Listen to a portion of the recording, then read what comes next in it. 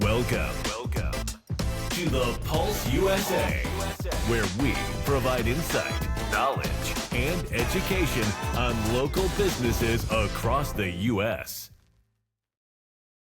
Welcome to another episode of the Pulse USA podcast. Today we have an exciting visitor, Deborah Stort from Stort Environmental in Long Valley, New Jersey. Deborah, welcome to the program. Thanks, Bruce, and thank you so much for having me. Anytime. Deborah, why don't you tell everybody how you got started in this business and why you got started in this business? Okay, so back in 1998, my husband was a realtor. He had done a course from TV, Carlton Sheets, and it was to learn how to purchase real estate with no money down, no interest, no payments for X amount of months. And we ended up doing just that. We bought a rehab in New Jersey, and we did the whole thing on credit card and sold it in 6 months. And that was how we started. And our next project was 2 pieces of land, and we bought them the same exact way.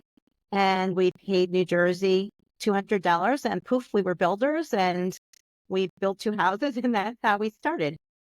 You know, funny you say that because I bought that same course years ago, and I think it's in the attic. I never did anything with it. I just bought it because it sounded interesting, and then I never did anything. So what's it like now in today's day and time to be a woman in business?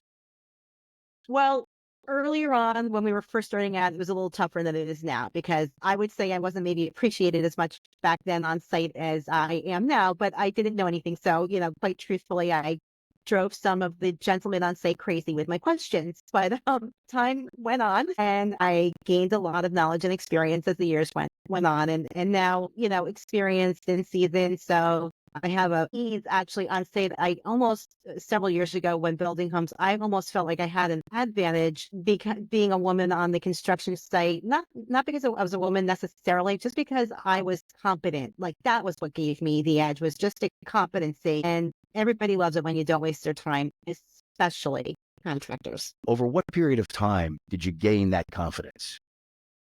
Well, it's been since 1999 we started our, 98 we did the house, the rehab, and then 99 we started our construction company. So it's just, an evolution through the years. Even in the last 5 years, I can say I've just learned so much knowledge, even what I knew 5 years ago. So now you're doing environmental. Why don't you expand on some of the services that encompass environmental?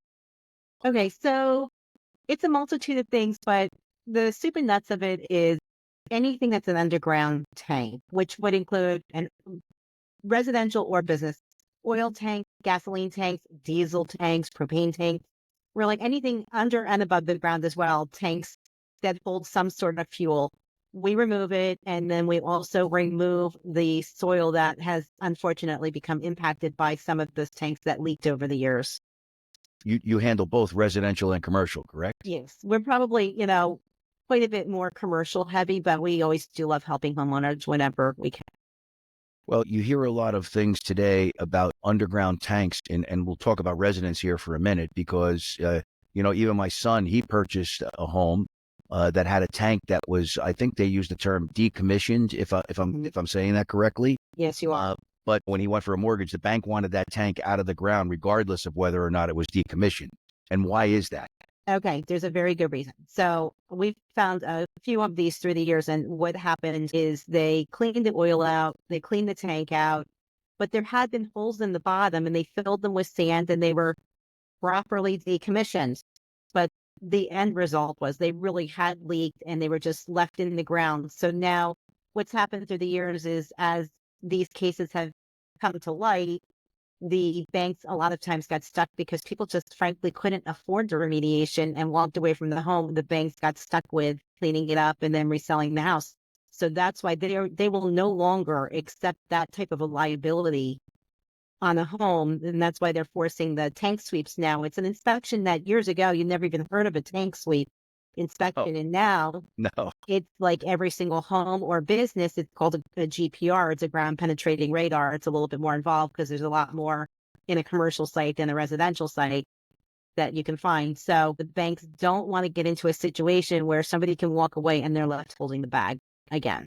Well, and I could understand that, but my concern would be is there are homeowners out there right now who purchased homes with tanks in the ground because the laws weren't as strict before. So now, are they the ones who are responsible, or is it the previous owner that sold it to them, or it doesn't go back that far? I don't want to say anything about the legalities side because everything could be a little different, but generally, if you were aware that the house had a tank and there was no fraud involved and they hadn't signed off that there was no tanks when they knew in fact there was, or they had put in a new above ground tank or propane tank or natural gas themselves, which is, did they know, did they not know, and did they hide it? But if you bought a house and you knew that there was a tank, it's yours. So let me ask you, you mentioned tank sweeps, which is a term we really have not heard in the past. Is it good for a homeowner right now that purchased a home to get a tank sweep, even though they have the mortgage and they don't know whether there's a tank around or not?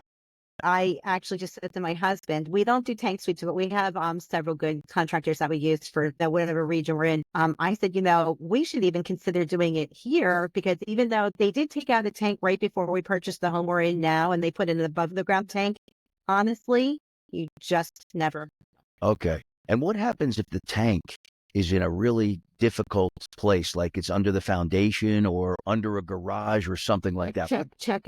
We've done all of them. Yeah. So the more difficult it is, the more expensive it is. So if your tank is located in the lawn where a little machine can get in and dig it up, that's your least expensive removal. If it's under a deck and it has to be hand dug and they even put the footings right on top of the tank, and you have to support the deck so it doesn't collapse, then they run a little bit more money.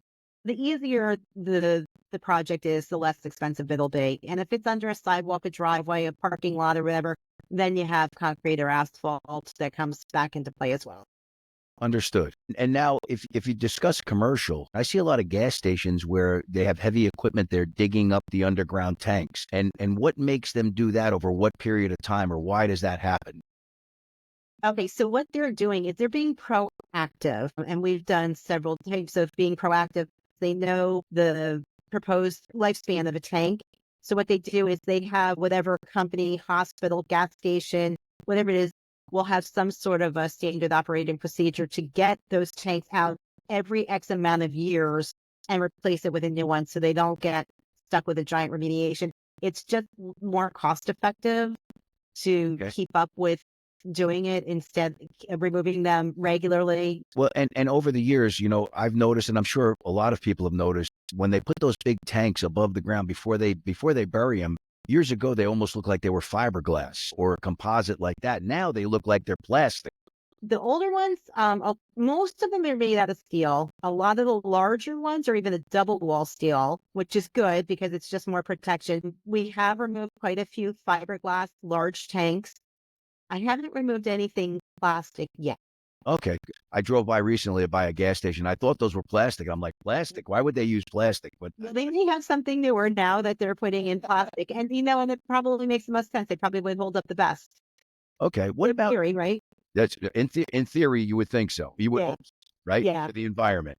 Yeah. What about, do you do anything where I also saw recently a service station, they didn't serve gas, but it was a service where they fixed automobiles and they had to work on their lift. And I think they were digging up the ground in that lift area.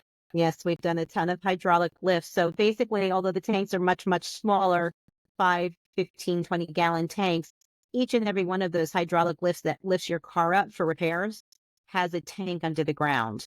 And that's the same type of a situation where through time, it's just depending on the soil conditions, how much groundwater may or may not be in that area, the corrosiveness of the soil, the thickness of the steel. There's just so many factors that play into how quickly that steel degrades and starts to leak. Understood. Well, Deborah, I can't thank you enough. If someone wants to get in touch with you for any of their environmental needs, whether it be residential or commercial, tell them how they would do that. How would they get in touch with you? Call my cell phone. I answer after hours on weekends. I want to answer your call. I don't put you through the voicemail. That's 973-670. My email is another way. You can text as well. My email is dstewart@stewartbuildersnj.com. And our website is stewartenvironj.com.